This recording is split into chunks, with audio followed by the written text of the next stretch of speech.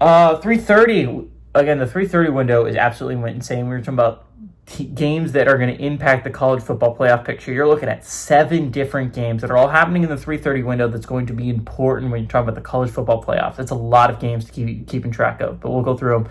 We got number 11 Oklahoma, who's 7-2. Traveling number 4 Alabama, who's 8-1. Bama favored by 5.5 on ABC. John Mateer has gone 169 to 265, thrown for 1,949 yards, 8 touchdowns, 7 interceptions for the Sooners. Torrey Blaylock has had 94 carries for 401 yards and 4 touchdowns, and Isaiah Satania III has had 49 catches for 692 yards and 5 touchdowns. Ty Simpson for the Tide has gone 198 to 296, thrown for 2,461 yards, 21 touchdowns, 1 interception, has been by far one of the best quarterbacks in college football this year, ever since that FSU game. Jam Miller has had 88 carries for 321 yards and 2 touchdowns, and Jeremy Bernard has had 41 catches for 605 yards and 6 touchdowns. Oklahoma is 4-2 against Bama all time. Last game did go to OU in 2024. Oklahoma is 1-0 when traveling to Alabama, and Oklahoma is 1-0 in one-position football games against Bama. Venables is 1-0 against the Sooners, and DeBoer is 0-1 against Venables is 1-0 against the Tide, and DeBoer is 0-1 against the Sooners. Okay, I think this game is really, really important when we're talking about the college football playoff pictures. Let's get into it for both teams. For me, Bama fell a spot last week. Again, it's not that the win against LSU wasn't impressive. It was, but I think for me, they went from 3 to 4, mainly because just A&M's win on the road against Missouri was just more impressive, and they were pretty close. And so A&M getting a significant road win helped boost themselves, not only past Bama, but also past Ohio State to the 2 spot. Not an awful loss, and not again, it doesn't really matter if you're Bama. The only thing is, you would like to be ahead of one Big Ten team heading into that game you would like A&M to win out. You would also like to win out, and you would also like to be ahead of either Indiana or Ohio State. So that way, there's still hope to try and get that 1 seed. But the bare minimum, the SEC champ should get the 2 seed, realistically speaking. The thing for me, if I'm Bama, I'm worried about is Texas Tech is coming up right behind me. Like that is a very tight race.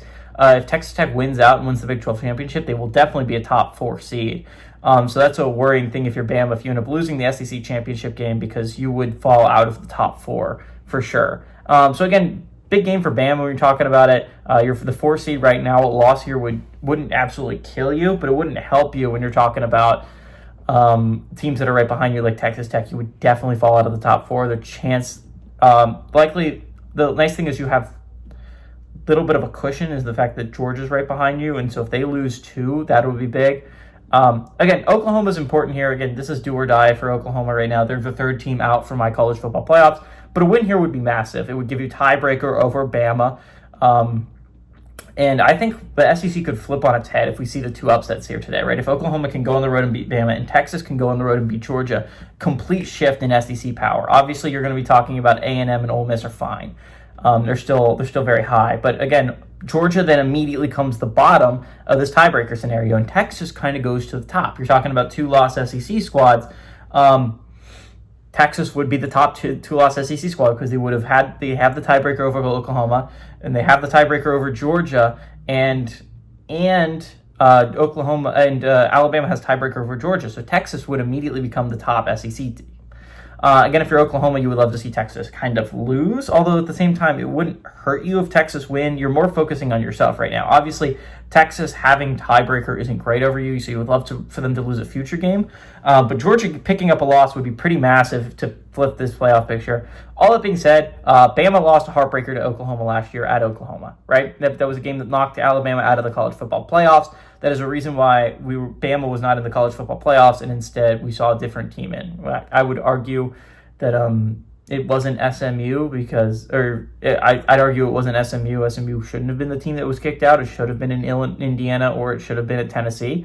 Actually, Tennessee would have had tiebreaker over Bama. I don't know.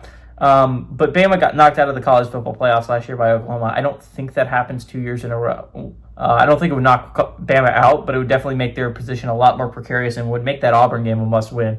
Not that it's not already a must-win. If that was a decent team down the stretch, I don't think it's a must-win. But now that the fact that it's Auburn and that's not a great team that they're playing, that's a must-win game against Auburn.